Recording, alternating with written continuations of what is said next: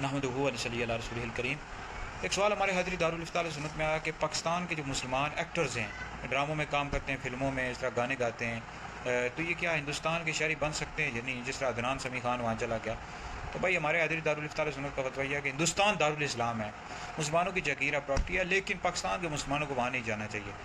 तो आप लोगों के अकायद ख़राब होने का, आपके जो बच्चे हैं उनके अकायद ख़राब होने का बहुत ज़्यादा खौफ है, क्योंकि उन्हें वहाँ पर हिंदुओं की अक्सरियत है और वहाँ बच्चे फिर राम राम अल्लाह रब्बुल इज़्ज़त की ज़ात को राम राम भगवान कहते हैं, ये कहना ही कुफ्र है।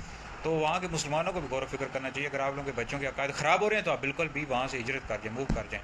तो पाकिस्तान के मुसलमानों को तो बिल्कुल भी नहीं जाना चाहिए। जैसे अदनान समी खान है, उसको चाहिए वापस आ जाए या किसी और मुल्क, इस्लामिक मुल्क में चला जाए। तो ईमान ज़ाया होने का खौफ है, फिर अकायद भी ख़राब होते हैं बच्चों के।